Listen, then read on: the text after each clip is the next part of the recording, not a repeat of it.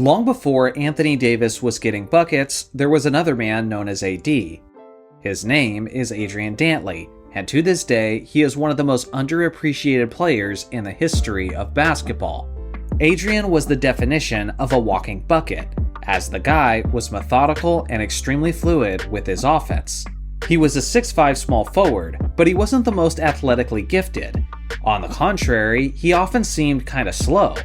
Don't get me wrong, he definitely had another gear, and could accelerate a little bit if he wanted to. But more often than not, his preference was simply to go through the motions and trust his veteran savviness and fundamentals.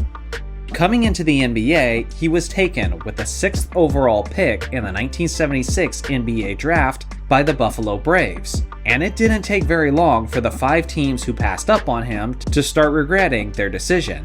In his rookie campaign, AD averaged 20 points, 7.6 rebounds, and 1.2 steals on a stellar 52% shooting from the field.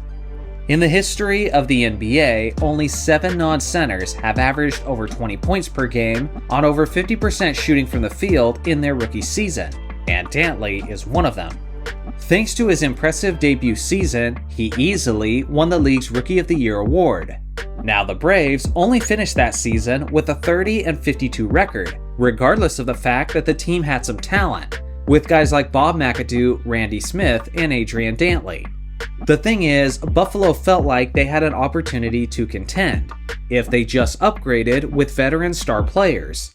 So shockingly, they traded Dantley to the Indiana Pacers, in exchange for the all-star Billy Knight, who was coming off of a season where he averaged 27 points per game. This stunning trade made Dantley the first and only Rookie of the Year winner in league history to be immediately traded after winning the award. A motivated Dantley took a massive leap forward in Indiana, and in his first 23 games there, he averaged 26.5 points per game and 9.4 rebounds on 50% shooting from the field. Now here's the thing. At that time in the NBA, the common narrative throughout the league was that a team couldn't win a championship without a great big man, and the Pacers didn't have one. The Los Angeles Lakers had 2 great centers at that time, and Kareem Abdul-Jabbar, and in his backup, James Edwards. So in a surprising package deal, the Pacers traded Dantley to the Lakers for James Edwards. In LA, Dantley had a reduced role, as the Lakers already had an array of capable scorers, like Kareem, Norm Nixon, and Jamal Wilkes. In his time with the Lakers, he averaged nearly 20 points per game while making roughly 52% of his shots. After a full season in Los Angeles, the Lakers decided they had enough capable wings, and needed a solid power forward to help out Kareem down low. So Adrian Dantley was traded yet again, this time to the Utah Jazz in exchange for the former MVP winner Spencer Haywood. So let's quickly recap and understand just how crazy this whole thing was. Dantley was a Rookie of the Year winner, and had quickly proven himself as one of the best scorers in the entire league. And yet, because of a bunch of very specific circumstances, he had played for 4 different teams in just his first 4 seasons in the NBA, all by the age of 24. Finally in Utah, he was in a situation where he was highly desired and embraced, and he immediately stepped into the role of a team leader and a premier scorer. It was the first All-Star season of his career, as he averaged 28 points, 8 rebounds, and 3 assists, on an utterly insane 57.6% shooting from the field. He was just getting started though. Over the next 4 seasons straight, Dantley averaged at least 30 points per game in each and every one of those seasons. In the history of the NBA, only 4 players have averaged over 30 points per game in 4 straight seasons. And those players are Wilt Chamberlain, Michael Jordan, Oscar Robertson, and Adrian Dantley. Talk about some incredible company. But here's the craziest part. Of those 4 players, Dantley was easily the most efficient from the field during that scoring streak, as he shot an insane 56% from the field. That would be impressive for an MVP level center, but for a small forward to average over 30 points in 4 straight seasons while shooting 56% is simply jaw-dropping. No other wing player in NBA history has ever been close to achieving what Dantley did in that stretch. Unfortunately, Utah wasn't a very deep team at that time, so despite the historic scoring eruptions, the furthest they made it under Adrian's leadership was the Western Conference semifinals in 1984 and in 1985. In total, Dantley spent 7 seasons with the Utah Jazz, finishing as high as 7th in the MVP race in 1984. In the summer of 1986, the Jazz and Dantley couldn't come to terms on a contract extension to his liking, so the team decided to embrace a rebuild and traded Dantley to the contending Detroit Pistons in exchange for Kelly Tripucka and Kent Benson.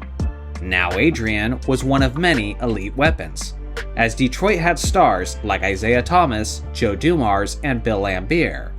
He now had to reduce his scoring role, but even with that being the case, he was still incredibly effective with the team, as he averaged roughly 21 points on 52% shooting in his 2.5 seasons in Detroit.